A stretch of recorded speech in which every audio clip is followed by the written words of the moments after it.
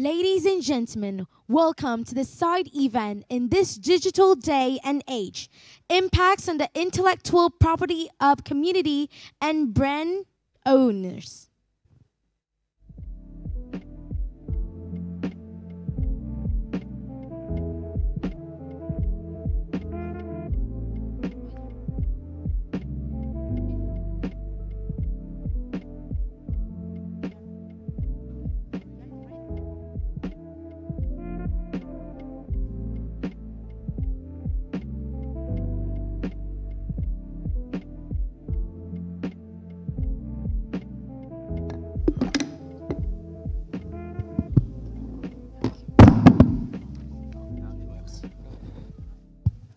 So thank you very much, everyone. We will be starting this particular side event now. So my name is Alvin Kwan. I work for CSC. I was moderating the other session earlier. But now I will wear my other hats.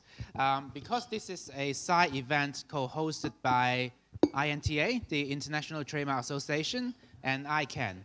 So in this particular side event, we are hoping to bring together two different communities, the intellectual property, the legal community, and also the internet community as well.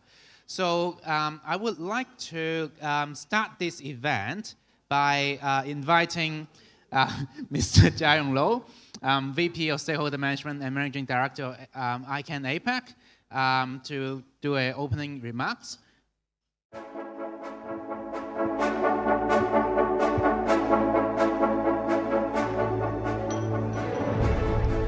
Thanks everyone. Thanks for those who have the energy and stayed on until now on site. But I know we have a number of people who join us virtually too. And this event is at the APAC DNS forum, but we call it an inter-site event. And the reason is because of Walter. Walter and I, we've known each other for a long time. I talked about the importance of people connections, even though we've made a lot of internet connections. I was talking to Walter over lunch, and we were like, what if we could collaborate and have some of Inta's members and their audience be with us together in the same place at the APAC DNS forum. So on a lunch discussion, we decided to make it happen. So this is what's happening. Now, the content that we put together for this event, this particular session, really is quite interesting. And it's not the APAC DNS forum, that technical kind of a topic. So I thought it would be quite an interesting breath of fresh air for some of you as well joining. And we have a very good lineup of speakers today. All of them have very good track record in their line of business, in their expertise, and I'm very excited to hear from them. I hope you are too. So stay with us, 5 p.m. all the way till the end of the day. Really very grateful, and let's enjoy the rest of the sessions. Thank you. Thank you, Jiayong. I would like to invite Walter, Chief Representative of INTA for APAC region, to have opening remarks as well. Thanks, Alban, and thanks, Jiayong. I think, first of all, I might probably have to do an introduction of why this association, called the International Trademark Association, is involved today.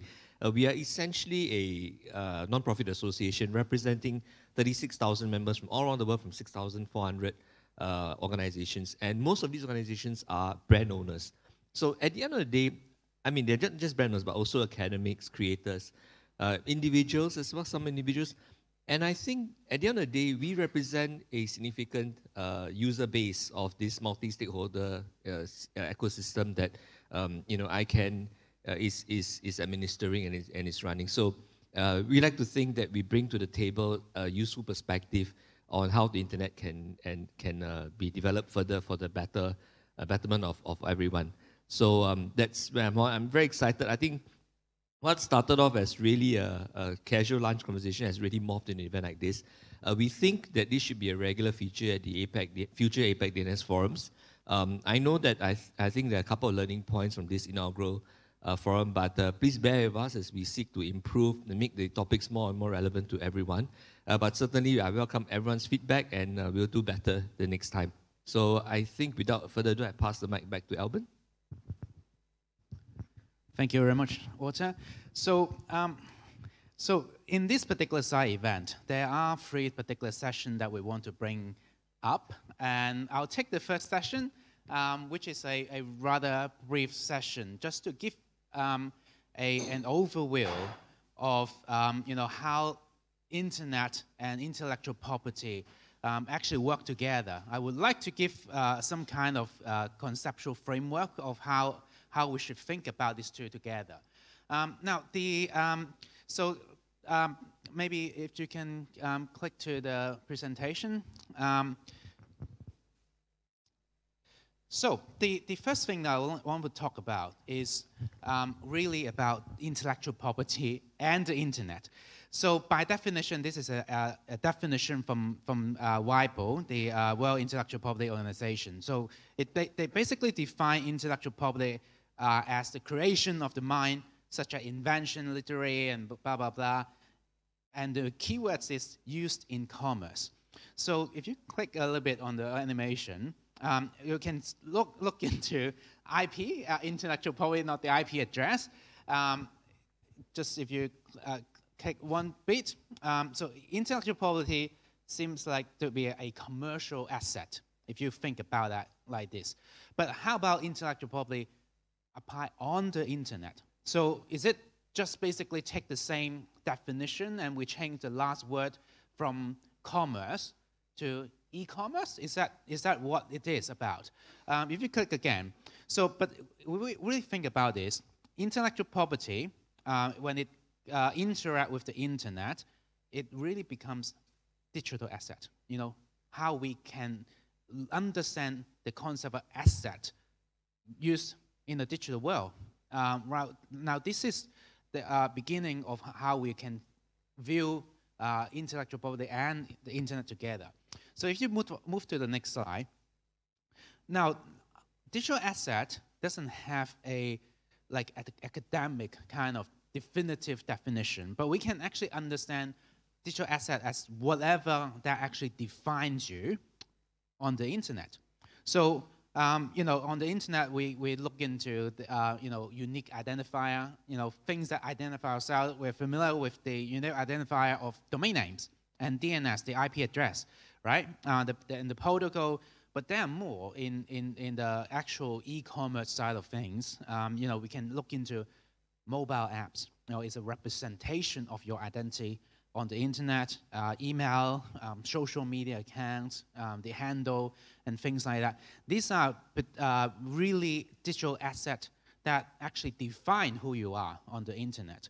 So if you click again, so this digital asset, you can click the animation as well, really interact together with the traditional trademark and intellectual property, the trademark, copyrights, and the other types of more traditional trademarks, and it forms together to define your digital identity. They reinforce each other, they actualize each other, they represent the rights.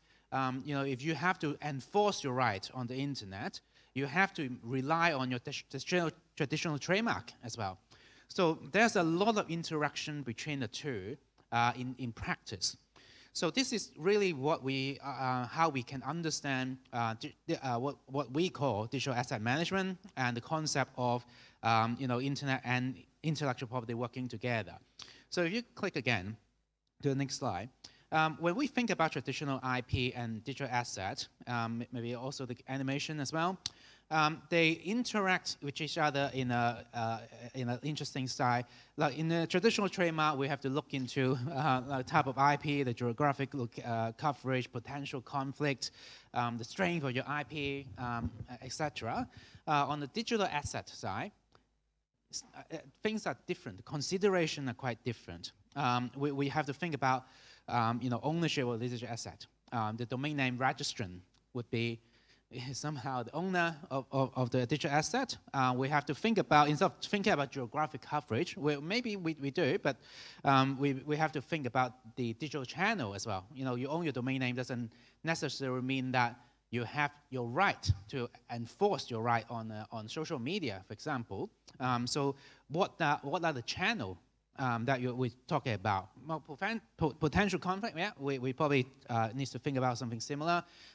In terms of, you know, strength, the strength of the IP asset, you know, you're probably more thinking about cybersecurity aspect instead of the strength, because you own the domain name, then you own the domain name. There's nothing really,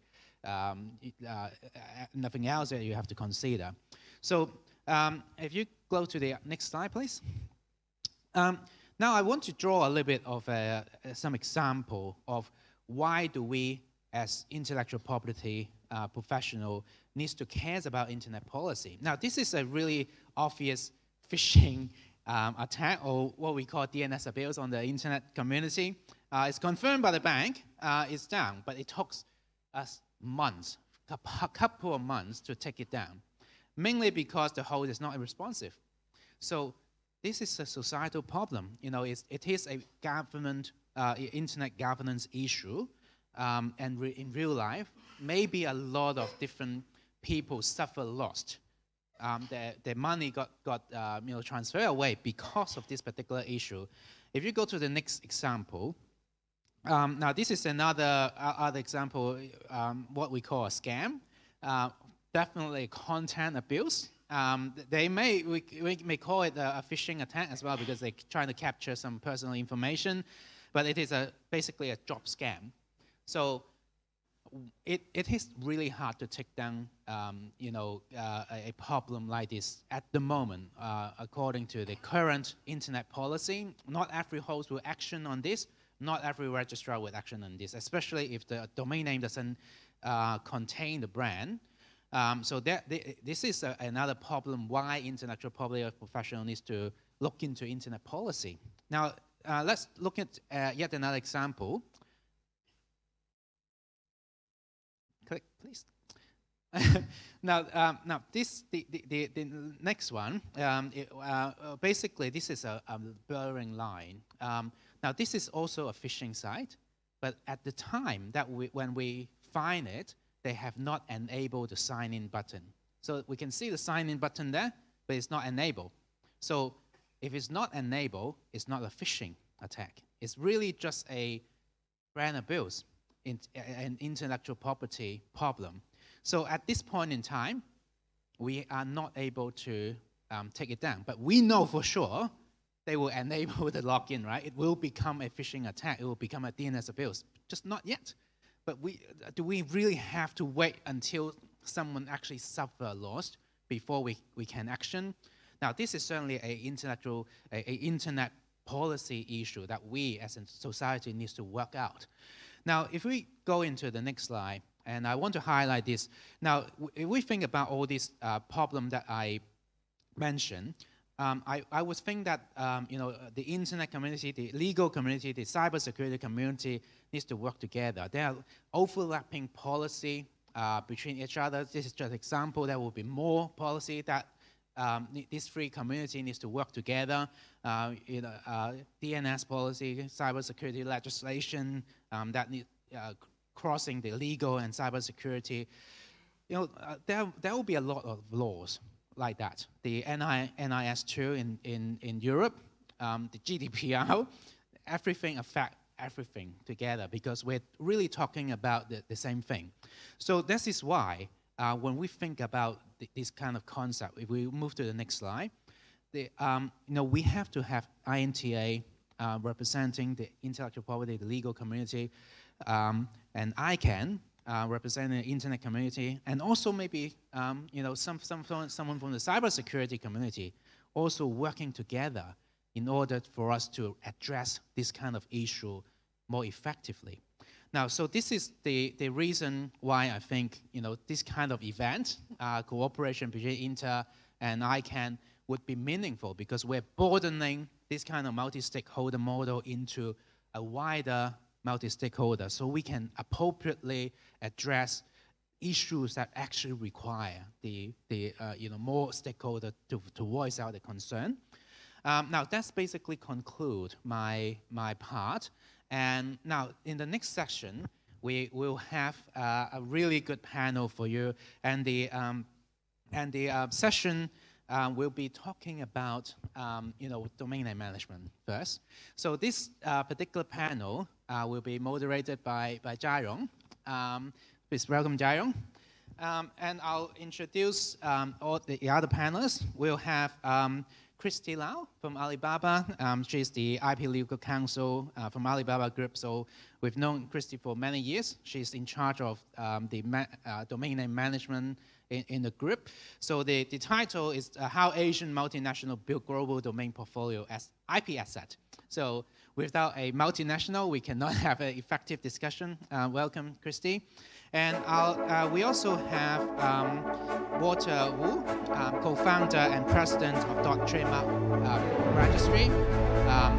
Walter worked a lot on the interaction between domain name and trademark society. So welcome, Walter. We also have Alan Chiu, founder and managing partner of Alan. So Alan would hopefully bring a little bit of cybersecurity knowledge into our discussion as well, because he's one of the few lawyers who also are very familiar with cybersecurity. Lastly, I would like to invite Thomas Cooper, Director of Intercap, Registry of .Inc. He's also, together with me, part of the internet committee as well. So thank you very much, everyone. Thank you. Please join me to welcome the speakers. Yeah, and before I start, I also am extremely remiss, and I ask Alban for your forgiveness. I forgot to thank Alban. And Alban, he's been a strong partner and also a sponsor for the APAC DNS Forum. And also for this particular session, I have to say it's very hard to find another person more passionate about this topic, about internet governance as well. I think on the topic of internet governance, I would say Alban perhaps is more passionate than me. And I talk about internet governance like life and death, so you can know the level of passion that he has for this topic. So we really appreciate all your help in setting up the session and for inviting the speakers as well, and also for your introduction. Thank you so much. Please join me to thank Alban.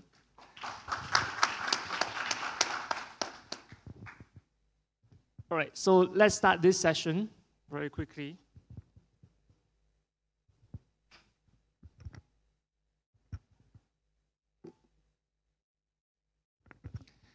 Yep, so Alban's already introduced the panel, so I won't have to go into more. Now, our problem statement for this panel is, how do Asian multinationals build global domain portfolio as IP assets? How do Asian multinationals build global domain portfolio as IP assets? Now, many people no longer think of domain names as a thing. So earlier this morning, if you were with us for the warm-up, remember people were saying, oh yeah, if I have an app, there doesn't need to be a domain name anymore, but it's not true. And it would be great for us as a group to debunk this myth. Or if you disagree, you can also say you disagree. But I think all of us basically want to debunk this myth and also share why it's important and what other opportunities are there. So I'd like to invite the panel. So let's go in this order. So my team behind can start to prep the PowerPoint slides. We'll go in this order: Thomas, and Walter, Christy, and Alan. So each of them will take 7 minutes to share what they think about this problem statement. Then after that, we'll do Q&A and discussions as usual. We'll try to make it more interactive. All right? So please, Thomas, floor is yours. Thank you. Okay, yeah. Hi, everybody. I'm Thomas. I'm based in Taiwan since over 18 years now, and I'm from Germany originally. I also lived in France, and I can speak a little Chinese, French, German, and English. And today I'm going to talk to you about .inc. So .inc with a C obviously means incorporated, it doesn't mean Indian company or Indonesian company, right? And I will explain a little bit, okay, why brands should use .inc and what's the purpose of this domain name extension, which I joined probably around 3 to 4 months ago. Before that, I worked for a registrar. As Alban mentioned, I'm also a member of the Internet Committee of INTA, and I'm also a co-founder of the Taiwan Trademark Association, which now has over 200 members. All right, next slide.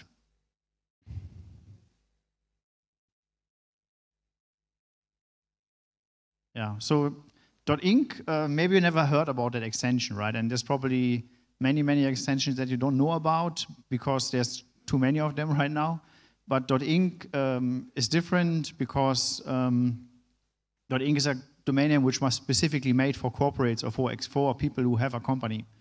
And the problem with some other extensions which exist in the world, they have some problems. For example, people who are using CCTLDs or country top-level domain names, they come with specific rules, and sometimes if people, for example, they use an .ai domain name, they don't even know that they have to respect certain laws of the island of Antigua, which is .ai.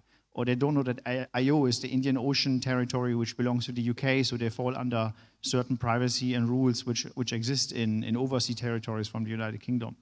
Then domain names, maybe if you want a short or nice domain name, it's already taken. That's especially true with the elephant in the room.com, right? And there might be other names. Okay, if you have a company which has exactly the name that you want and matches your company name, then the domain is probably taken as well.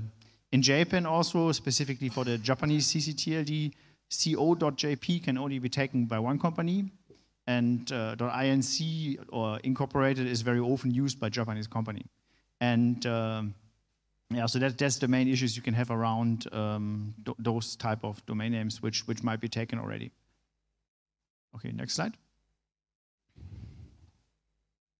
So the advantage is why you should use .inc or why you can use .inc to build intellectual property for your company or your corporate group is that .inc, okay, as I said, it matches immediately your company name. So if your company is something Inc., then you can register the domain name directly, which matches the company name. The domain name we are selling is quite expensive, so it means there are many premium domain names available, but the shorter or one-word domain names are most likely cheaper than buying millions of US dollars for a domain name which is available in .com or other domain name extensions in the aftermarket. So if you look for a domain name and try to purchase it from somebody else, it's probably cheaper just to go for .inc. It's less risky compared to CCTLDs because it's governed by the ICANN rules and all the processes and so on. They're protected by ICANN and what the registrar has to follow. As I said, many short domain names are available as well. And if you have any problems, you can just contact me or ask Alban to contact you, and he will help you with CSC to manage the domain, right? So we are very responsive, and we are very open if you have any questions or if you need any help with registering your .inc domain name. And because .inc, the slogan, this means it's business or means business. So that's also what we want to be for you. Okay, next slide. Yeah, so the usage that we have for .inc, to give some examples, there's probably several thousands of people who use it in Japan, in the Asia region. And that's mainly because there's a lot of companies the Japanese company name is usually very short. So there's a lot of businesses who have the same company name, but maybe they do different things, right? So there's an engineering company or business consulting company, which might be called BSL Inc. And here you can see there's also BSL Inc. who bought that domain name, but bsl.co.jp and bsl.jp is completely different companies. Same as bsl.com might be a company from somewhere else. So the usage is very high for us in Japan. Next slide. The short premium names, to give you some example here, there's a premium cosmetic brand who just uses hrc.inc. There's a company providing digital identity services, also a key player in Japan. They have xid.inc. The names which match the company like exactly is inase.inc. They are focusing on construction. BSL Inc., which I mentioned, they focus on consulting. And then there's other domains as well, which are just short names or full names, which is Hello Lightning, a company which is called hello.inc. So they can just use their domain name right away with .inc. Okay, next slide. And for us, the biggest news the last 2 months was that the co-founder from OpenAI, he registered the domain name SSI.inc, which is super smart intelligence. So he's making a company right now which is preparing for the next level, that AI is being more smarter than us, right? I don't think that's really possible, because I think that's already the case with computers, right? Because humans are really dumb. No, I'm just kidding. So he makes this company, and he named it right away SSI.inc, and I think he chose it because also the name is short, it matches the company name, and if he ever wants to internationalize this company, just like this other company does, who also works in AI, they don't have to buy all the CCTLDs, they don't have to buy different country domains, they can just go with .inc, and everybody will know right away what the company is about, because it matches their name. Okay, next slide. Yeah, so here's 2 other examples. Air.inc is a company who manages creative assets. Then there's Hotel.inc, which is a company who does hotel consulting services. Right now they only exist in Japan, but they do property services and management services for more than 70, 80 hotel brands in Japan. So if they ever go international or public, they can just use the name Hotel Inc., and it matches their name already completely. All right, next slide. Okay, so I hope I stay within my time, but so if you want to buy a .inc domain name, you can buy it from these nice companies, including ZDNS, which is in China, CSC, and RumourWeb in Indonesia, which are also here today, and a lot of other domain name registrars. And most of these have a promotion right now, so the domain name is more than 50% off if you like to buy it. All right, and any questions, I'm here the next 2 days as well. Thank you. Thank you, Thomas. Can I ask you just a quick question? What is, in your view, because you've been in this space for so long, what is stopping people from buying domains with different extensions at the end versus .com? Why do people feel they have to gravitate to .com? You mean why they should give up on .com, or why they should not? No, like there seems to still be that mindset that people have, that they have to buy a .com for some reason. Do you still feel that's the case? Because that was at least the past few years, but has this trend been changing? Are people changing their minds now? Well, in Asia, especially, it depends on the country, or in Germany, for example. In Germany, .de has 17 million domain names, so it's super popular. In China, .cn is also very popular, because usually it's cheaper than a .com. And in Taiwan, .tw has been always around since forever, is used by corporations. So I think it depends on the country. But .com, of course, if you say, okay, you want to be one day an international business, it's an important domain extension, and people, they want to use it. In the US, actually, companies, they are moving, because .com is taken very often, they're also using .co as well to build their brands, and there's probably more than thousands of popular brands already who are just using .co as well. But I think people, I think that has been changed a little bit. So it's no longer just about .com, and people, they also know that these other extensions exist. Yeah. Excellent. So for those who still think you need to have a .com, just telling you, everyone is moving on with their life. All right, thank you so much, Thomas. Let's go to Walter. Thank you, Jiarong. It's my great honor to take this opportunity to share my opinion with the experts from the brand owners and the branding industry about the application and protection of the domain name space. Domain name actually is a fundamental resource of the internet. For brand owners, it's extremely important. It is an online digital identity. For brands, and usually it is actually the entrance of internet, since it links the web content between brands and the online consumers. In the last decades, multinationals took serious concern on domain name. They register more and more domain names and hope to monitor the related registration and defend themselves with the right protection mechanism. Next slide, please. Actually, this table shows the domain name dispute cases happened in the last 20 years. It only shows the number of Hong Kong office of ADN DRC. Clearly, the trend of domain name infringement is continuously increased in the last 20 years. Overall, there are over 3,000 cases in these 20 years.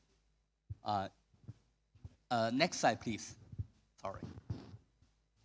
Yeah. If we combine the number of the other offices of ADN DRC, WIPO, and other domain name dispute resolution center. Probably the total DRP cases are over 10,000 in Asia Pacific area in the last 20 years. Next slide, please.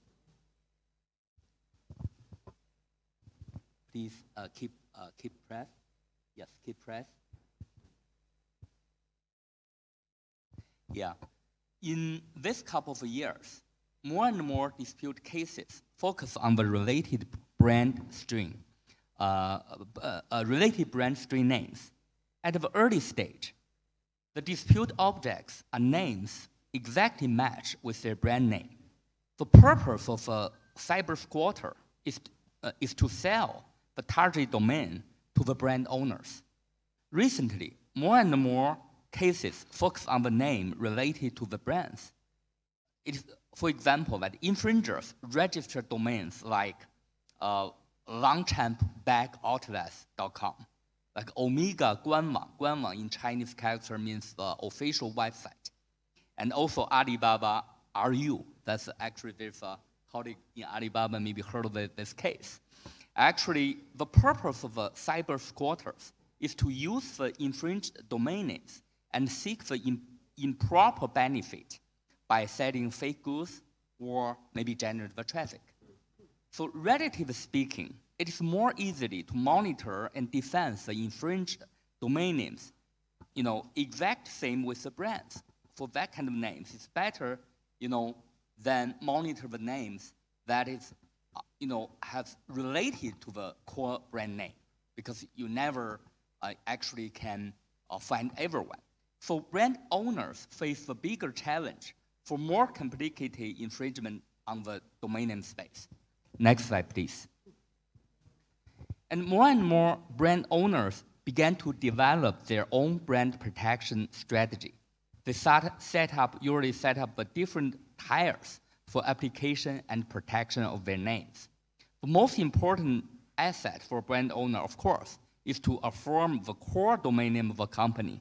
In most cases, it needs to extremely match the core brand name because will be published and promoted widely. On the second tier, they will register and protect names related to their core brands, and they may use in future. So that's why multinationals usually register and protect many names on ccTLD. On the third tier, they may buy block services. The blocking service is actually pretty, very popular in these days. Like the biggest registrar, GoDaddy, they issue a monitor service called Global Block. And the brand owners hope to defend from the infringement on bench of the new GTLD. And on the fourth tier, they may buy the domain name monitoring services and hope to set up an alarm when infringed domain exists. Next slide, please. The overall protection strategy needs huge financial investment. And then we will always ask ourselves the question that why there are so many domain name disputes and infringements. I think part of the reason because the convention domain name registration mechanism focus on efficiency. First come, first serve provides a rapid registration process and high efficiency. But at the same time, the existing domain name dispute resolution policy focus on the post-treatment. That means only when the infringement happened, and there is a mechanism to try to correct them. And do we have a way to change? We always ask about ourselves that question. Next slide, please. So thanks to the new GTLD program of ICANN, because of that, we got the opportunity to create a new dedicated TLD for brand owners. So that's why the Shangbiao means the trademark in Chinese. That's why the Shangbiao registry exists. Our mission is to create a domain name with trademark identify function and also build a trust link in domain name space for brand owners and their customers. Shangbiao, this two Chinese character, is a word in Chinese. Compared with the TM or R mark, it creates the best awareness for consumers that is a trademark. In China, actually, Coca-Cola company, they choose to use Shangbiao with 2 characters as their trademark identifier. You can see on this picture their spring water product, not only Coca-Cola, their spring water product and their express coffee product. We just print Shangbiao with 2 Chinese characters on their package label. So the key value for us to choose Shangbiao as the TLD name to operate is the trademark identify function of these 2 Chinese characters. Dao Shangbiao only permit the registration for registrants holding a trademark right. The Dao Shangbiao registrar verify the trademark right of the registrant, and the register names have to match their trademark and brand names. The service focus on the Chinese-speaking region. It provides the opportunity for brand owners to create an exact match domain name with their brand name composed by Chinese. Next slide, please. Talking about the trademark verification is not a really easy process. We create the Internet Trademark Policy Committee for create the registration rule. The expert consists of scholars, lawyers, and many experts in IP space. Many of them had rich experience for domain name dispute resolution. The committee effectively solved the trademark verification challenge and permit the trademark holders in different regions and different classification to register domain names in the same TLD. Next slide, please. Defense infringement is always a pain spot for domain name space. The trademark create a mechanism by manual verification and technical blocking. It effectively provides the defense for all registrants. Names are phonetically and very similar to the existing registered trademarks are not allowed to be registered unless it belongs to the different classification or different region for their trademark right. The trademark also provide fundamental function for domain name and trademark monitoring, online use evidence recording. It provides an overall brand protection package for the brand customer in domain name space. Next slide, please. This is a real case. Starbucks, in Chinese, they have a local brand, 星巴克. In China, there are over 7,000 stores for Starbucks. Most consumers are more familiar with their localized Chinese name, 星巴克, rather than Starbucks. So the domain name application provides a good protection for brand localization. It is also a good example of IDN implementation for multinationals. Next slide, please. Till now, over 27,000 brand owners registered Dao Shangbiao domain names. A lot of brand owners proactively publish and promote their IDN domain names in the advertisement, brochures, product package, and the service surroundings. An IDN domain name match their local brand, easily remembered, is dramatically important for their online direct marketing. Next slide, please. Since the time is very limited, I can just provide a very brief idea of Dao Shangbiao. If you have more questions or interest, please visit our website and just come to us. Thank you very much. Thank you, Walter. 2 key takeaways. First one is you have to have a strategy. The second one also, if your domain is in the language of your customer, it actually has a lot more protection, not just on the trademark side, but also on the security side. Now let's move to Christy. We are mindful of time. Thank you so much, Christy. Can I have my slide, please?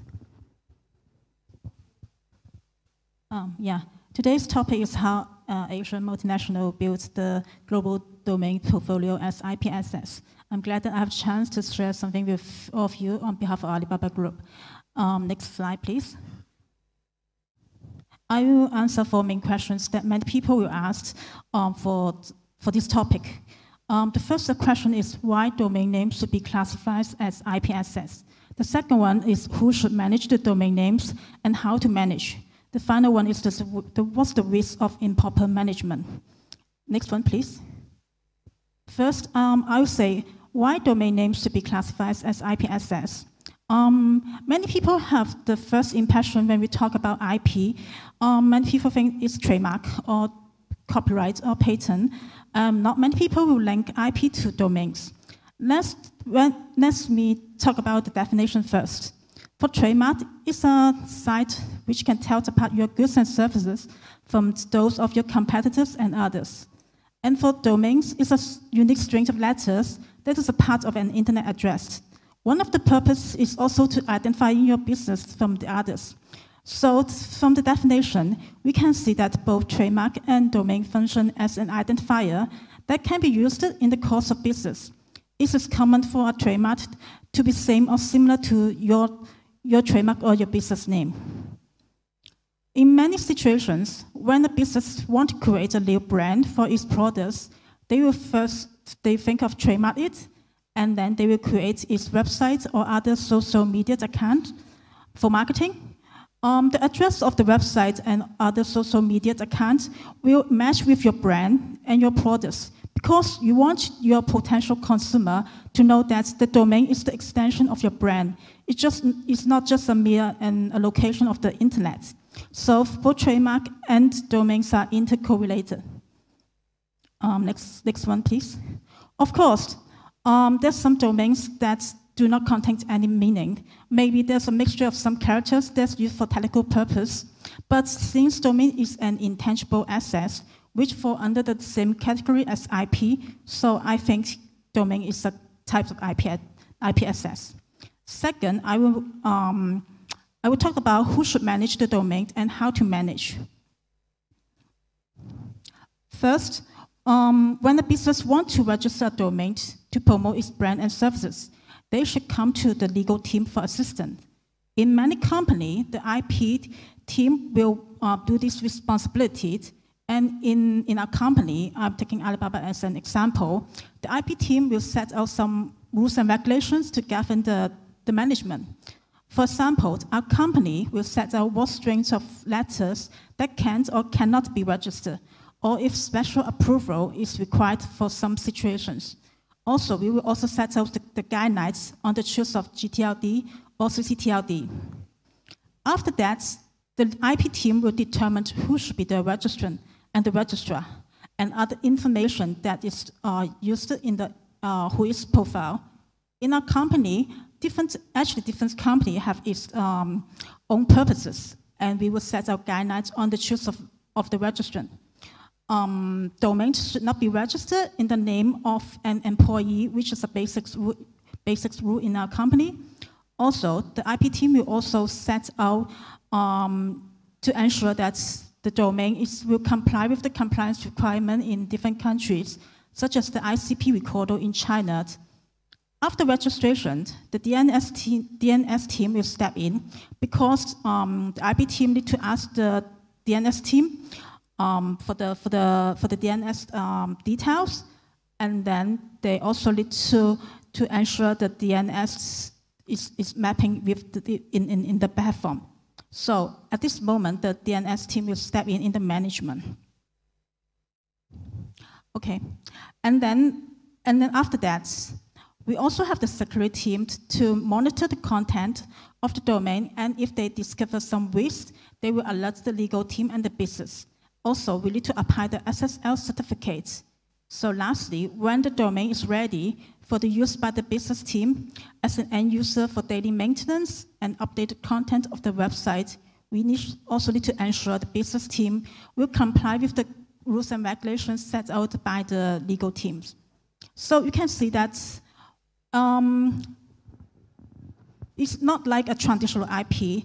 The domains will be handled by different parts of people, like legal, technical, DNS, security, and business.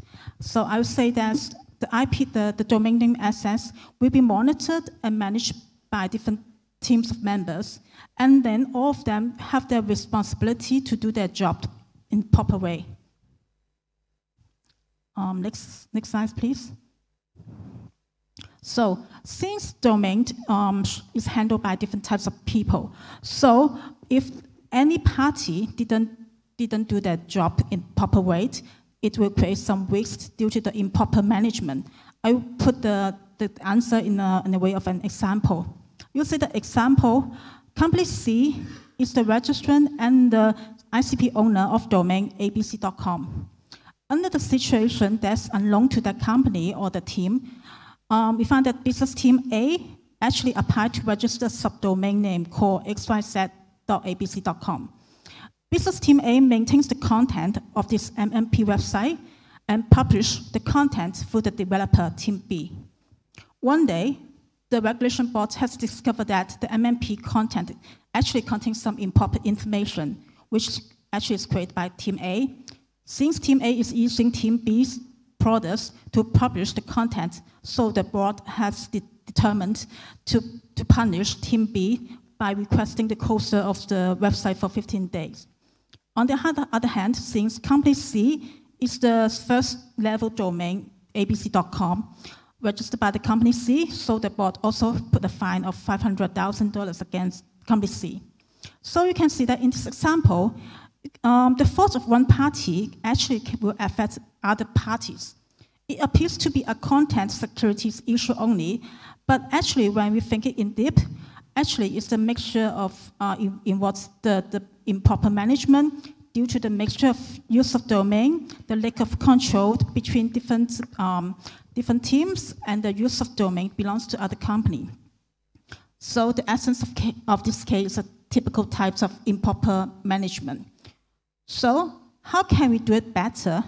First, I think all related parties should strictly follow the rules and regulations set out by the legal team. It is prohibited to use the domain name which belong to other teams or other company unless it is agreed. Also, in order to ensure the domain is allocated and used in a proper way, we have set up a person called domain manager who is responsible to monitor the content and determine the allocation of all domains, including the subdomains within the teams. All application and permission in relation to that domain should be approved by that domain manager.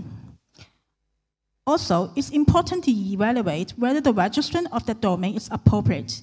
For important company entity, it suggests to hold the important domain only. We all believe that with all these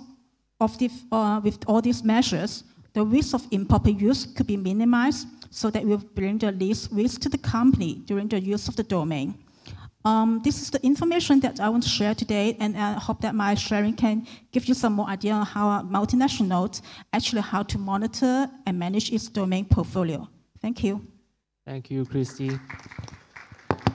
Sorry, we are overrunning a little bit. Walter, do you mind we still borrow 10 minutes from you?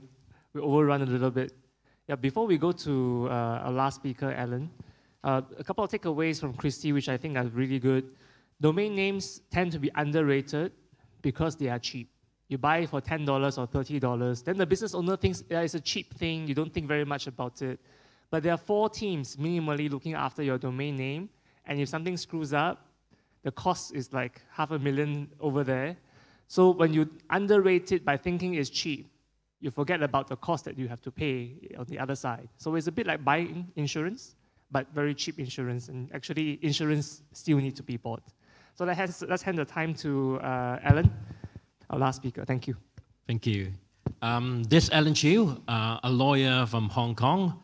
By training, I'm a lawyer doing IP, technology, and entertainment work, working in both Hong Kong and mainland China, practicing in both jurisdictions. Today, I'm going to share with you domain names, are they intellectual property? Actually, Christy have already shared with us why domain names should be protected very seriously as IP. But I would like to share more from a private practitioner perspective. Next slide, please. A little bit more about my background. I've just found that I am in the heart, actually the center of Albion's free circles. Why? Because I'm a lawyer by training, representing the legal community. I'm also a member of the Law Society of Hong Kong Innotech Committee. And on the side, I have a IT forensic background, so I belong to the cybersecurity space as well. And luckily enough, I'm also part of the internet community because I'm actually a member of the consultative and advisory panel of HKIRC. So, oh, I only know how important I am in your heart, Alvin. More important than your wife, probably, in this section. Next slide, please. So domain is IP. Many clients have asked me these questions. Next slide. Technically and unfortunately, no. Conceptually, in theory, a domain name should not be an IP right, but it's fundamental nature. Why? It is invented, it is just a string of characters representing the location on the internet. It often, from the copyright perspective, it fails to meet the diminishment hurdle, which means copyright has to protect words, but it has to be long enough. Any domain name with 26 characters, very rare, right? Even if the domain name has 26 or even more, 40 characters, it would not be qualified for copyright protection because it does not involve the skills, labor, and judgment for creativity. So even a paragraph marginally may qualify for copyright protection. Only probably a few pages of writing that may qualify for copyright protection. That's why copyright and no way. Next page. Trademark. Christy has mentioned about trademark, but not all domain names would be qualified to be protected as a trademark. Why? Because there are essential requirements for being qualified as a trademark. First, it has to be distinctive, unique and distinctive, and it has to be used to function as a badge of origin of goods or services. So if you can't satisfy both, then probably it may not be able to qualify as a trademark. These are some examples. Very famous domain names, very expensive domains, insure.com, insurance.com, fund.com. Do you know why they have to add the logo or to make it stylized and add some funny pictures around? Because they can't just get it registered as a trademark by itself, by the word itself. So they have to put in some logos like these, put it around. So theoretically, domain names are not IP rights per se. But am I objecting to what Alban is saying? No, I'm not there to do so. Next page, please. My proposition would be domain names shall be protected as IP assets. Being IP rights and being IP assets are two distinct concepts. So in practice, I've said domain name is not IP rights per se, but in practice, domain names have always been protected as IP assets. I've been practicing for 22 or 21 years. In practice, as a lawyer, actually all the domain name matters in the past 20 odd years go to the IP department, not the other department at all. That means in practice, only IP lawyers dealing with domain names. And in practice, we have saw that a lot of brands, a lot of customers, no matter they are Asian multinational companies, when they enter into a new market or when they have a new product, the first thing they do, especially nowadays, they go to register a domain name or probably the social media accounts. Why is this important? Because without these registrations, they can't really sell and distribute their products or services. So domain name has become part of the very important naming strategies already. So why not IP assets? It's about the name, it's about the brand. And no matter they go for .com, ccTLD, or new GTLD, actually they want to incorporate their brand, their trademarks into the domain names. No one wants to have a very long 26, 40 characters domain names to represent their online presence. Next page. And in practice, many M&A transactions, merger and acquisitions, buying people's assets or businesses, as lawyers, we do the due diligence for them. And we put the trademarks and usually with the domain names in the intangible asset list together in the S&P agreement. And in the actual assignment, assigning the legal rights, the legal title of the domain names and trademarks, we put it under one single agreement. So why not treat them as the same IP assets? Next slide. portfolio management, and Christie, as one of the very leading technologies companies in the world, has shared with us so many teams looking after that. That shows how important portfolio management for domain names are. And they are usually managed by soft IP teams. Many years ago, there are still some clients arguing with me whether we should pass it to legal or pass it to the IT teams. And I frankly told them, IT teams look at the technical stuff, not good at looking at deadlines, not good at looking at the legal implications, and not good at probably when there are someone phishing or impersonating the companies, what should they do? They should join forces. The IT teams working together with the legal teams. That's precisely what Christie told us. And nowadays, domain name monitoring and trademarks monitoring become equally important. Probably, I would say, more important online, because domain names are registrable on a first-come, first-served basis. And the cost is rather low when compared to registering a trademark. And even when we, as lawyers or in-house team, conducting trademark clearance search, and they need to take into account the presence of the third-party domain names. Next slide. Even for global trademark coexistence, it's always a good practice to include the use of trademark as a domain name as part of the agreement. And dealing with cyber squatting issues, UDLP has always been relying on trademark rights to tackle this. Next slide.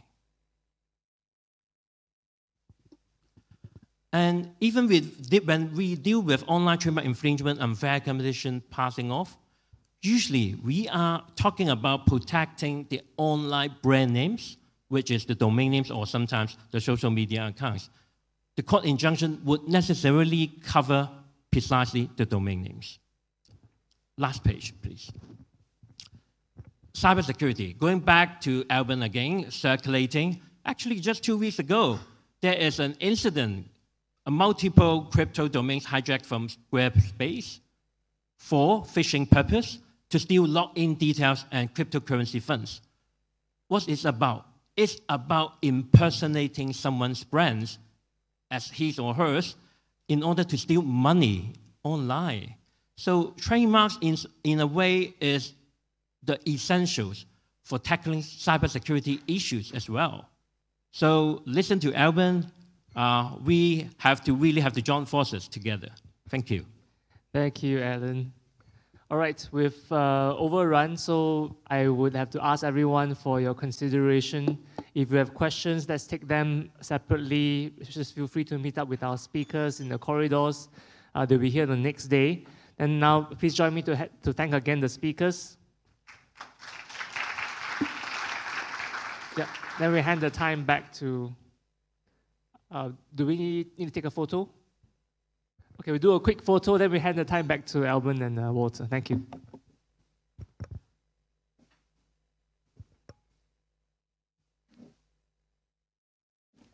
Before we conclude the session, we would like to request moderator and speakers, please remain on stage to take a group photo. Thank you. Before we conclude the session, we would like to request moderator and speakers, please remain on stage to take a group photo. Thank you.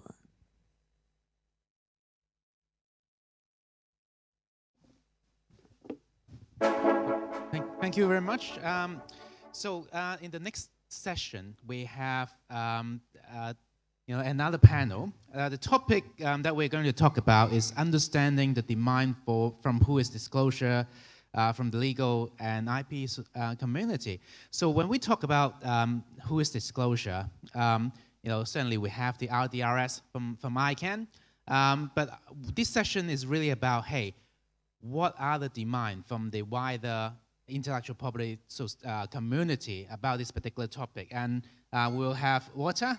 We'll introduce him as the moderator. And in this particular panel, we have actually quite an interesting panel as well. I would like to invite Christy because you know, I already introduced her. But the next one I want to introduce is Nathan Wu from Interpol. He's the criminal investigation analyst from the IP crime and digital privacy division from Interpol. Hopefully we can also add a little bit of a cybersecurity perspective to this as well. And the next one would be Chao Yi Liu.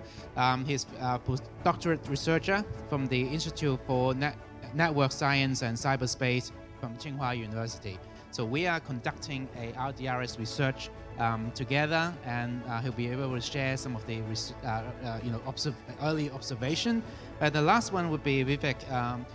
He's the COO from LLR. So you know, they are also involved in the INTA as an active member as well. So welcome everyone on stage, and I'll give the time to Walter.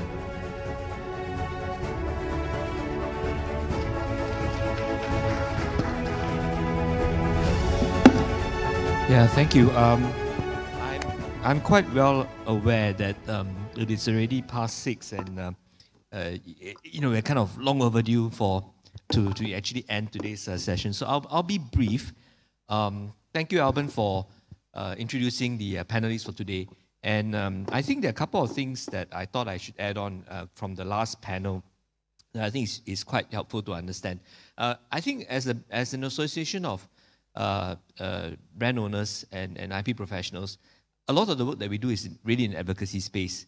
And I thought that maybe if you can load my slides in. I thought that it's here that I should really explain what basically INTA's position is on this issue of WHOIS type of tools that we very strongly support. Could I have my deck loaded?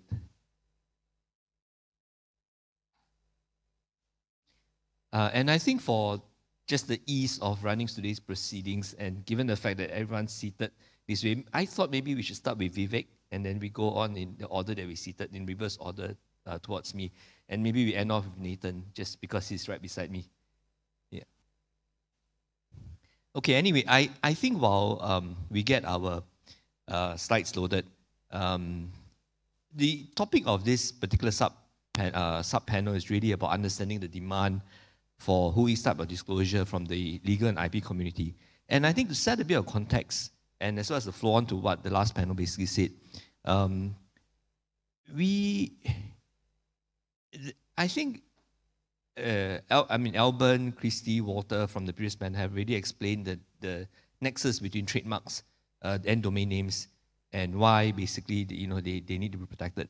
I must have add here that it's not just about registering the trademark and the domain names respectively, but it's also about enforcing them. Because oftentimes the value of your intangible assets only emerges or remains strong when you make attempts to enforce it. You can spend our time building up a brand, including as part of your branding strategy, including creating the relevant domain names. But if you do not enforce these domain names, you quickly find that you lose value. So I think that's something why Walter mentioned that many companies actually spend a lot of resources in enforcement as well. And I think this is where INTA really comes in, because as a brand owner association, this is very important to us. In fact, I work very closely with a lot of the national IP registries and even the business registries. And it's no accident that oftentimes when you register a company, you will also be able to register a domain name. So it's very instinctive, very instructive of the linkage between the two. So for INTA, we adopt a slightly broader definition of what DNS abuse is. And to us, DNS abuse is any activity that makes or intends to make use of domain names, the domain name system protocol, or any digital identifiers that are similar in form or function to domain names to carry out deceptive, malicious, or illegal activity. So our definition is slightly broader because as business owners, as brand owners, and as IP professionals in this space, it is important that we prevent the abuse of the domain name that is in line with what our interest is. And this is why INTA has been very active in this space, why we are part of the conversation with ICANN and a number of other bodies looking at internet governance. I'd also like to add that we are also part of, or rather we are very active in the intellectual property constituency of the GNSO, or I think in full it's generic name supporting organization. And it is no accident that in this panel and many other panels you heard of today, the panelists are also members of INTA. So the overlap is no accident, it's really because of the common interest that we have. And I'd like to think that the INTA, rather no other organization or non-profit association has this sort of influence and a linkage. So I think I'm taking up a little bit too much time. This is actually not my slides. Yeah. Do you have it, Melody? Okay.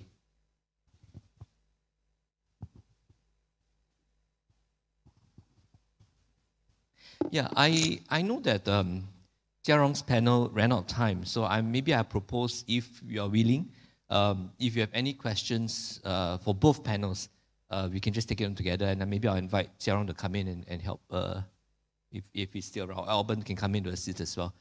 So we'll take a combined Q&A.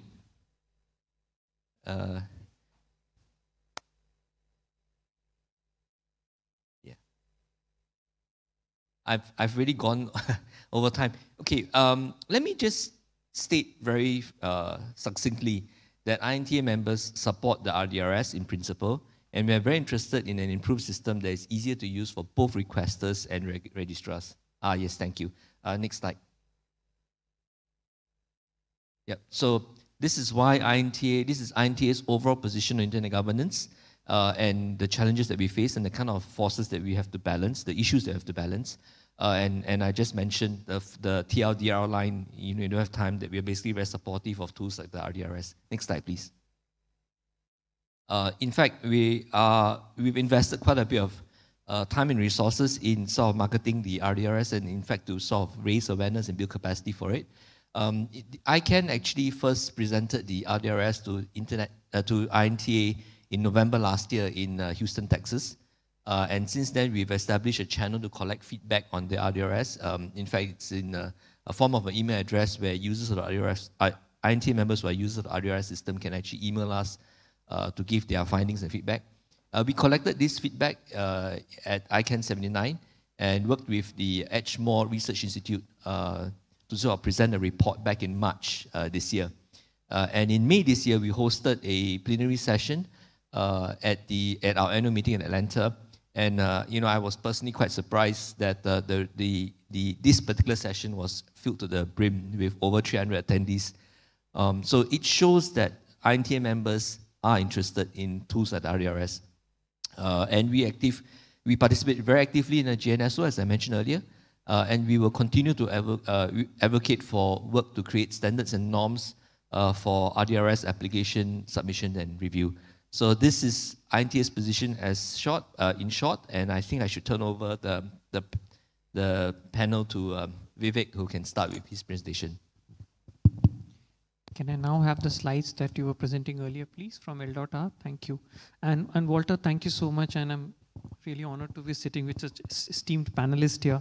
INTA was a big champion of RDRS, and I'm engaged with ICANN, and Laurie was a voice, and always is a voice that cannot be ignored, and she was a big champion, and I think that's why RDRS is one of the reasons why it came to fruition. So if I can have the slides. So I run a company called L.R. We are an online brand protection agency serving this Indian subcontinent, Middle East, and Southeast Asian region. We work with brand owners and business owners to proactively identify brand infringements and then take action to bring them down without the need for legal recourse, which sometimes is needed in terms of UDRPs, INDRPs, or court cases. But we try and resolve problems with the speed of light as they happen in terms of domains and digital challenges. We use RDRS as a mechanism where the brand owners want to identify who is behind this threat. Next slide, please. Next. Next. Cool. So when brand owners come to us and say, please tell me who created this website. I want to know who is behind this so I can go after them. If they can be a current employee, they can be an ex-employee, they can be a distributor or a supplier who's using the knowledge to harm the brand. And because of GDPR, whose information is not available. That's where RDRS comes into picture. So to clarify, RDRS is a centralized requesting system. It does not guarantee results. It's just a way that instead of reaching out to independent registrars, now you have a centralized service where you can request for this information. Being centralized has a lot of positives. You do not need to create different applications in different formats, maybe in different languages, to suit each registrar's requirement. Now you can do it from one central place. A lot of data, ICANN actually publishes monthly reports where they tell you exactly how many requests were made, who made this request, what was approved, what is the rejection percentage. And you can see the trends and adjust your strategy accordingly.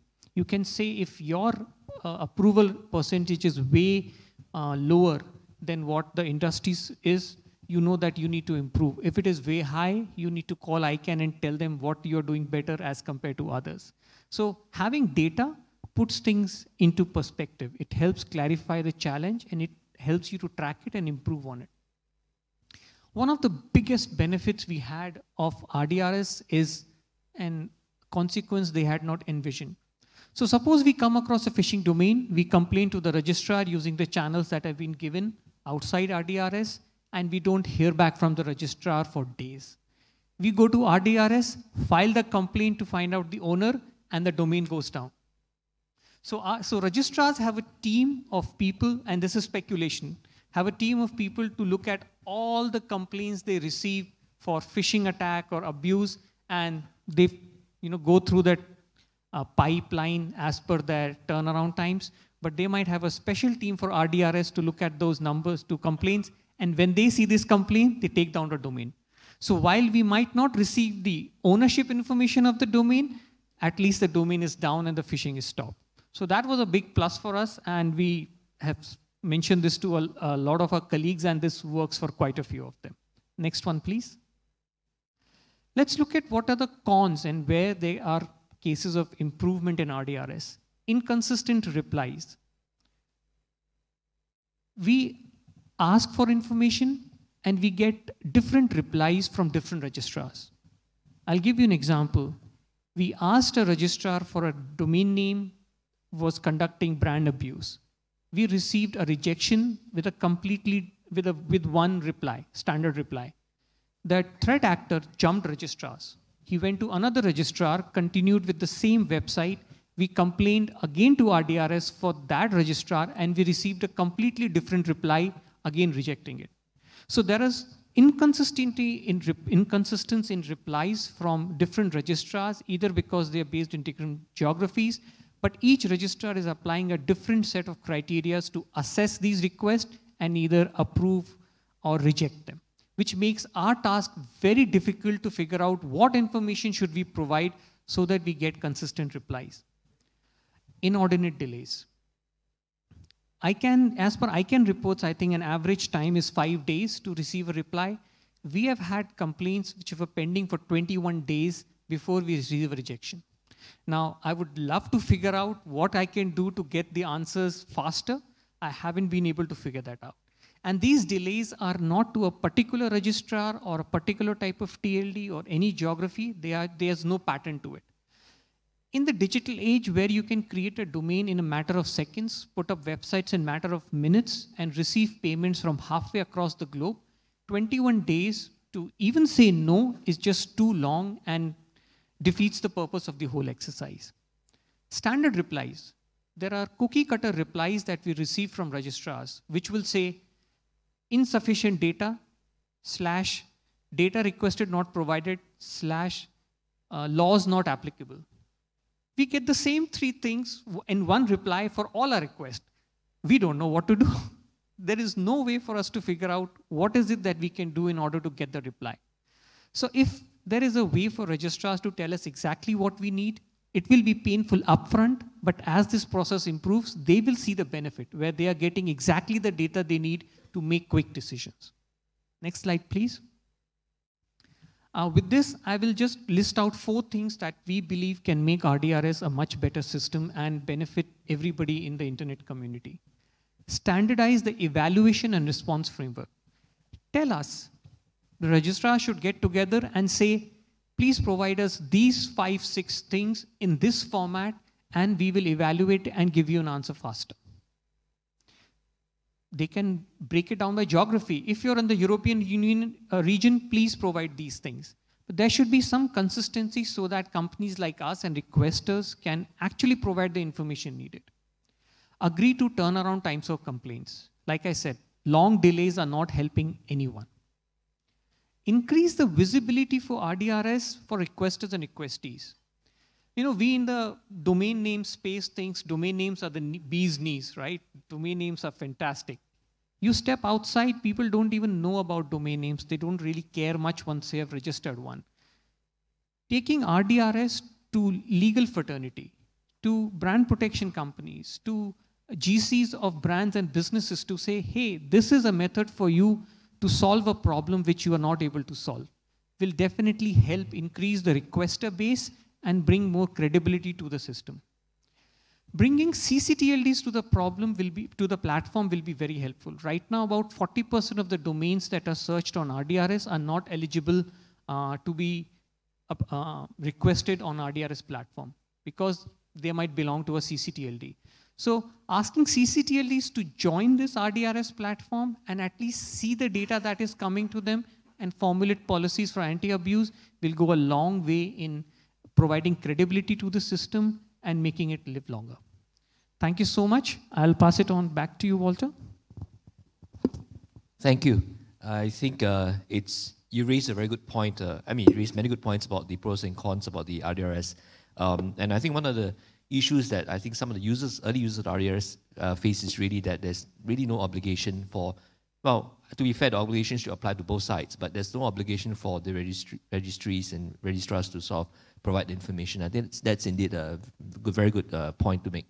I also have to add that sometimes being overly proactive is also not very good because while the registries and registrars are extremely quick to, sometimes they even take down the sites when an RDRS request is made. You know, no one's asking for the site to be taken down, but just for more information about who owns the site, and they start taking down the site, it does hinder investigation. So I think that's something that we should point out. But these are all very, very good feedback that we will provide as the system continues to evolve. Without further ado, can I pass the floor to Christy? Thank you. Can I have my slide, please?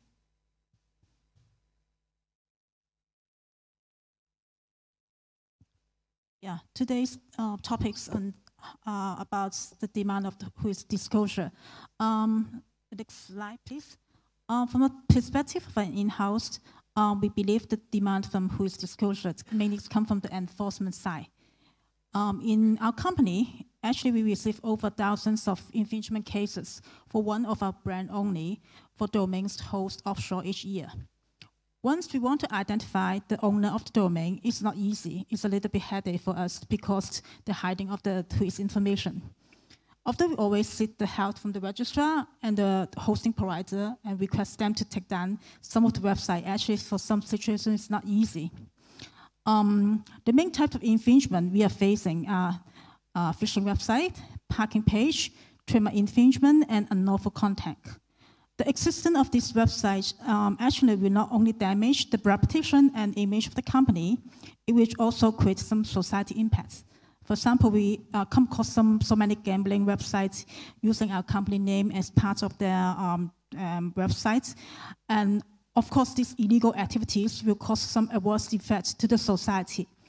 In addition, this domain will also drive some of our potential benefits to our competitors. Actually, it's create a direct loss to us. And most importantly, I think most seriously, people will fall under the trap of the phishing websites and lose the money. So I could say that the overall damage that's have been incurred due to this website, no matter it's a monetary or non-monetary damage, could be very high, incalculable.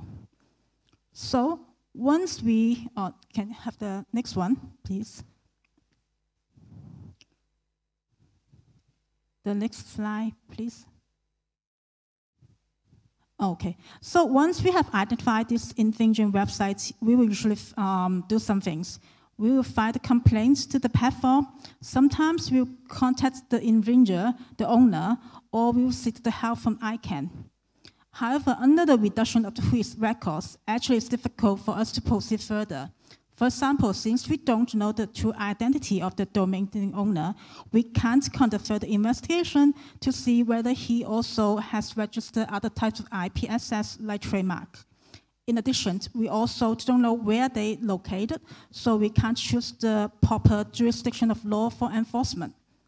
We are quite passive at this moment and just could send our request to the host provider or registrar or even the registry to seek their help to try to remove the content. However, in many situations, just like Walter just mentioned, actually many domain registrant or domain name registrar just ignore the compliance request that we actually have nothing can do. So one of the possible ways we can do now is through the RDRS.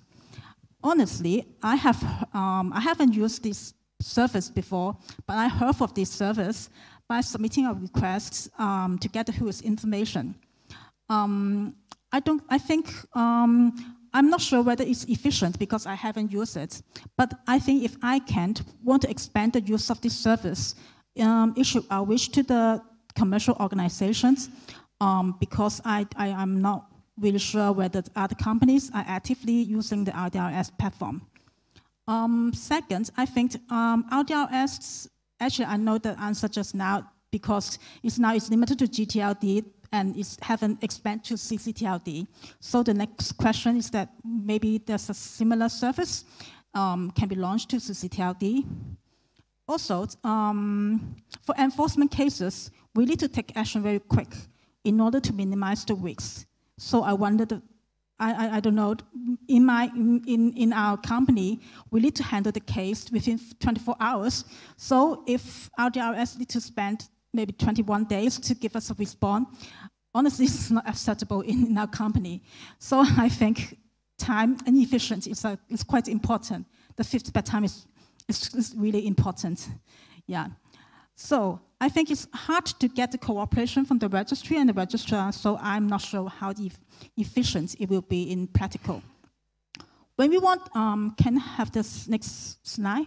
Yeah, when we want to have a balance between the next slide, please. When we want to have a balance between piracy and disclosure, we need to make sure the disclosure is used in the correct way. For example, if we find the infringer is trying to take advantage of someone's brand and reputation, for righteous, we of course want to take it down and stop the illegal activities. So I don't think privacy at this moment should be the primary concern. No one has the right to remain hiding when committing crimes. So it's a question for us to think deep whether how to balance the privacy and disclosure under the righteous and unlawful situation. And that's the point I want to share for today, and thanks for your attention. Thank you. Thank you. I have to apologize to the online audience. I'm not sure if they're back, but I think we've sort of stopped broadcasting to them. Well, I did offer them a chance to raise questions, but I'm not sure we have time right now. So anyway, without further ado, I just thought to just touch on a few things that Christy brought up. I think the RDRS, to be fair to ICANN, it's really a pilot project. So I think what we are trying to do here is to provide feedback. It's not necessarily a bad thing because I feel that what has happened to whois after the GDPR, it needs to be fixed. And I think the RDRS is just one of the many ways this can be done. And I think the fundamental point that I want to make here is that disclosure is 9/10 of the journey to preventing abuse. So everything starts, all processes and procedures really start from making a disclosure first, and I think this is where we need that transparency. Sorry, I think maybe I should just pass the floor to Chowie, who will sort of give some background and from his point of view as a researcher on the matter. Okay, thank you, Walter, and thanks for still being with us, everyone. Can I have my slide, please? And in another introduction to myself, my name is Chao Yilu. I am a postdoc researcher at Tsinghua University. And today I'll be sharing some early observations from our research effort about requesting domain registration data. And we'll dig into some of the real cases coming from the requesters. Next slide, please. So about the RDRS, as we know, ICANN has recently published some monthly reports about its operation, how many accounts have been created, how many requests have been received, approved, pending for additional material, etc. So to offer another part of the story, we look from the requester side. We try to understand what kind of registration data is currently in need, like what domains are of interest to the potential requesters, how will the requests be handled or evaluated if they're submitted to the RDRS, and whether they can be fulfilled by the RDRS in its current shape. So at this pilot stage, through industrial collaboration, we collected over 500 real cases from the requesters, which means they are interested in requesting their data over the RDRS. And of course, they must have identified some issues with these domains.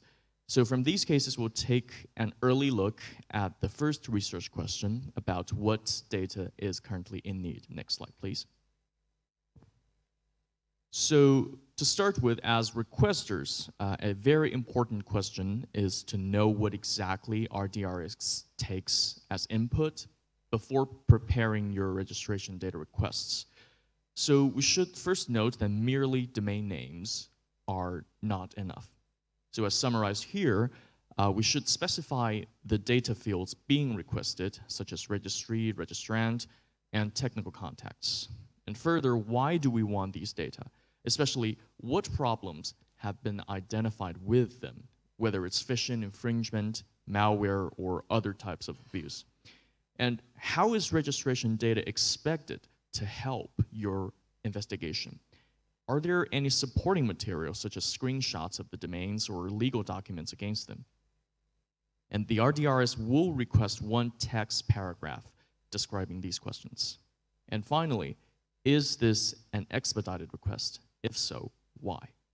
Next slide, please. So we dig a little further into the 500 real cases we have collected from requesters. From their creation dates of these domains, over 3/4 are now less than 1.5 years old, actually echoing with previous findings that abusive domains are generally more short-lived. From their sponsoring registrars, we find 40% of these requests may not be fulfilled at all by the RDRS because their registrars are not currently participating. And in here, we may find some registrars with large market shares, so we believe that encourage more registrars to participate in the RDRS will be very beneficial. Next slide, please. And regarding the issues self-reported with the domains of interest, we find over half of them are involved with infringement behaviors in this batch. And also topping the list, including software cracking and hacking websites. And according to the requesters, before they considered submitting them to the RDRS, they have already sent abuse notices to all the sponsoring registrars of the domains. And upon checking, most of them now have redirected pages when visited. It might be a sign of contents being already taken down, but needs further confirmation. But when preparing requests to the RDRS, the requesters currently do not wish to provide supporting materials like screenshots of abusive content. So presumably, we assume that this is not very good for data to be granted, but we'll see how this will affect request results later when this research goes on. Okay, and that's what I have for today. Thank you. Thank you. I think, thanks, Xiaoyi. I think understanding the point of views from both the requester and the registries are also quite important. I think the data that is required from each other is something that we really need to fine-tune. I was given feedback, I knew Dr. Lee, that to file the RDRS request, it takes 35 clicks per request. So if you're a brand owner managing multiple marks, multiple domains, you're going to spend a lot of time using the system. And I think really this is a conversation that needs to be continued. Without further ado, can I just pass the floor to Nathan from Interpol, who will bring to us a very interesting perspective from the enforcement side. Thank you very much. My name is Nathan Wu. I want to thank everybody for inviting me here just to be part of the discussion for the RDRS. And today I'll kind of talk about RDRS from a law enforcement perspective. I'll talk about it from a very general perspective from law enforcement, and then when I get an opportunity, I might kind of jump into cybercrime and then a little bit about IP crime. So I have my comments here broken up into highlights and challenges, and I only have one slide, so I'll try to make it short and sweet. And for the highlights, I think one of the beneficial things, the first thing really is request tracking and status. So typically investigators will receive large amounts of domains that they have to investigate for a single file.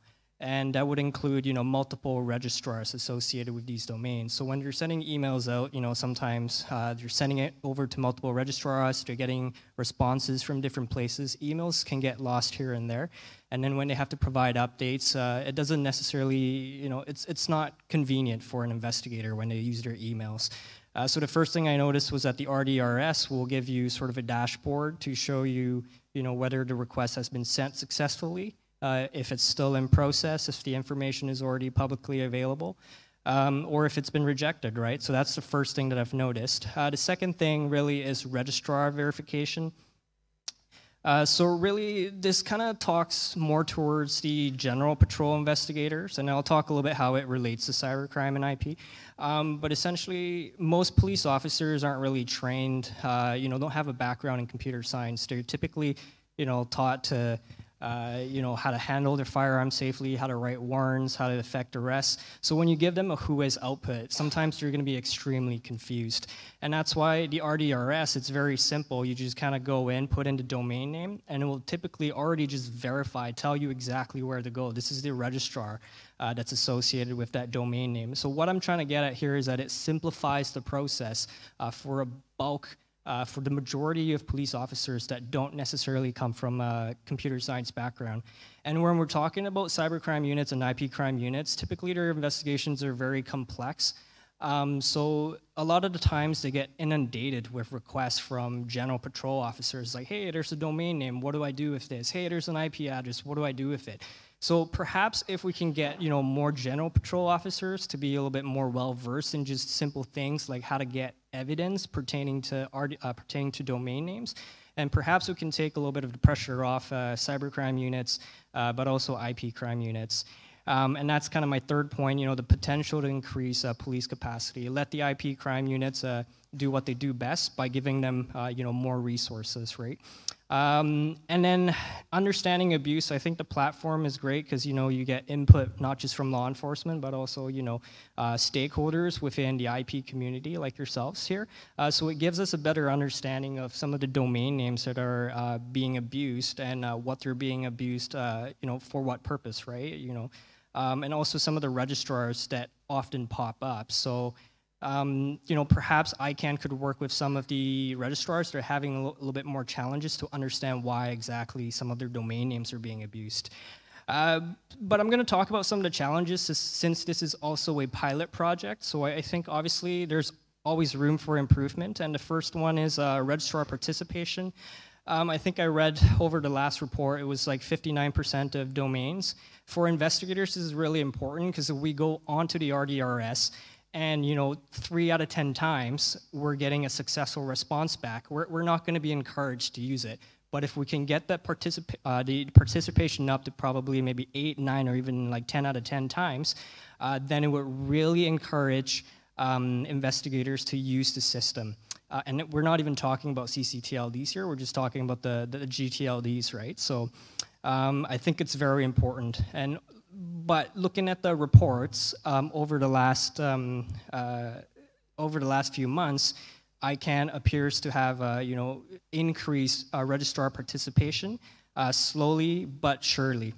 I'm going to touch on one more point. I know I'm running out of time here, but this is very important to me because bulk list functionality is one of the key points. I think it's one of the barriers that we get law enforcement to participate because oftentimes when we investigate, there's going to be 20, 30 domains for a file. And how the RDRS system is set up, it's one request per domain. So if law enforcement gets a warrant containing like 20, 30 domains for a single registrar, they're going to have to make this request 20 or 30 times on the RDRS, which doesn't really make any sense. And they might have to put up that warrant. They have to upload it like 20, 30 times, right? So no investigator is going to really do that. I think the idea here is that if you want law enforcement to get on board, I think simplicity really is the key point here. Law enforcement is never going to say no to a tool that would make their lives easier. They're dealing with so many different things. It's a very complex thing that law enforcement have to deal with: officer safety, writing warrants, collecting evidence. If you can make a small part of their jobs easier, like just domain name registration, I think they would say they will come in with open arms and they'll be happy to welcome it. But yeah, thank you very much for having me here. I'm going to pass it back over to Walter. Thanks, Nathan. I think a couple of more points that have been raised. I think awareness. I think a couple of people mentioned it. Vivek as well. Christy touched on it as well indirectly.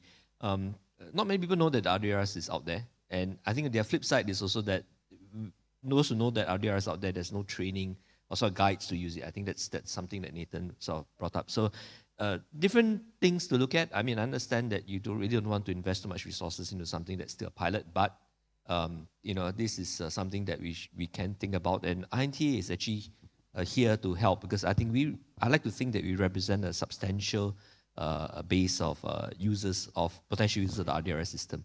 So I know we've sort of really ran over time, and we kind of like in the you know the last goal that scores wins the match kind of scenario now. And if you watch soccer. Does anyone have a question about this? Maybe we have time for one before I close off.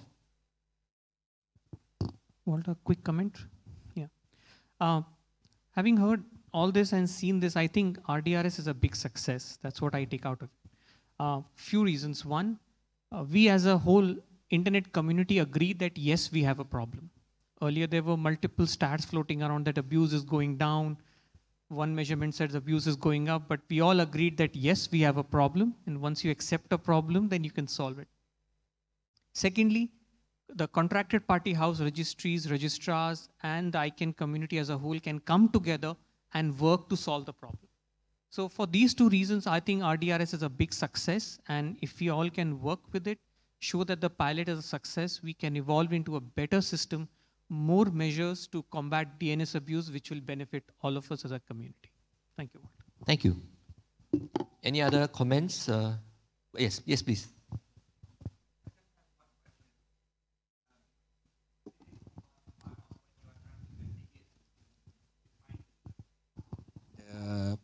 The registrant and so on and so forth. But since basically I'm coming from a CCTLD, so basically we verify who is our registrant. But in the global world, when you are investigating, especially in Interpol, how many do you get fake registration actually? The registrant actually is Mickey Mouse or those type of things. And is that rampant, or is it because I saw also the abuse rate for .com has actually been reducing over the years, which I think I can. I mean, the collective world is doing something because it was from 30% now 3%, which is remarkable. But fraudulent registration, does that come often in investigation, or is it now a better way? Because Anti-Money Laundering Act also is in place, and all these fights against crime. So maybe there's something that you can share with us. Thanks. Nathan, you want to take this one? So just to verify the question, you're saying that you're seeing a lot of registrant information that is fraudulent or fake, right? And if we're seeing that?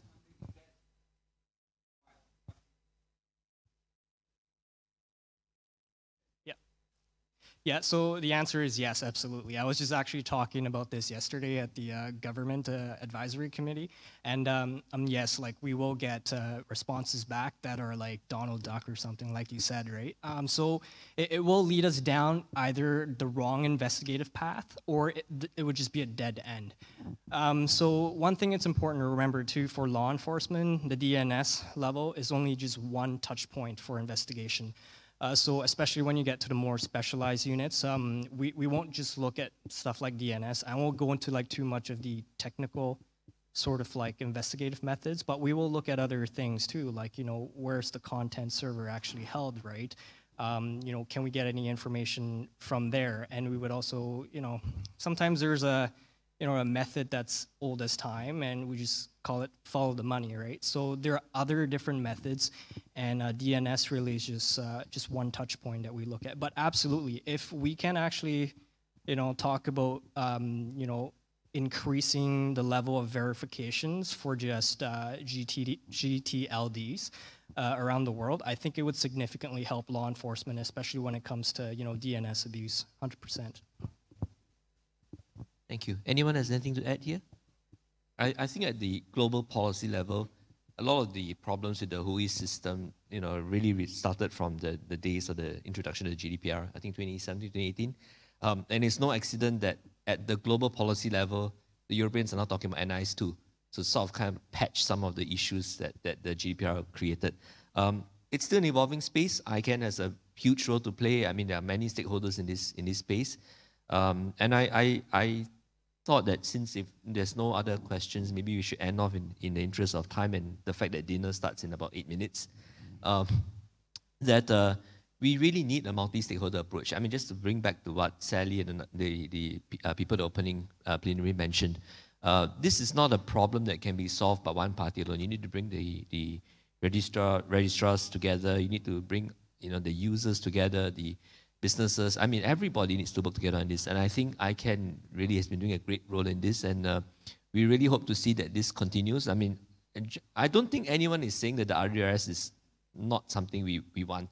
Everyone wants it, but there are areas of improvement. So I think that's the basic TLDR takeaway that we have here, just to sum things up. And INTA, I mean, this is where I can speak with some authority, is ready to assist, you know, in raising awareness, capacity building, and so on and so forth, you know, when the RDRS actually, and to also provide feedback to the RDRS. And I would be remiss not to mention a rather esteemed colleague of mine, Laurie Schulman. I actually had a last slide that I don't want to bore you guys, but I think ICANN knows how to get hold of me and Laurie. Laurie is the real expert from the INTA side on internet policy matters, and we would love to work together to continue to provide this feedback. And if you do know Laurie, she is larger than life and someone you shouldn't ignore. So that's Laurie Schulman for you. And I think I'll just thought to end here and thank ICANN and especially Alban and, you know, his work at the Internet Asia Committee and of ICANN as well, of INTA as well. Really, thank you so much to everyone to help put this together. The guys at the back, the AV team, you know, Melody for coordinating the slides. Thank you very much. Yeah, and I think it's dinner time, so maybe I'll pass the floor back to the MC for today. Thank you. Before we conclude the session, we would like to request moderator and speakers, please remain on stage to take a group photo. Thank you.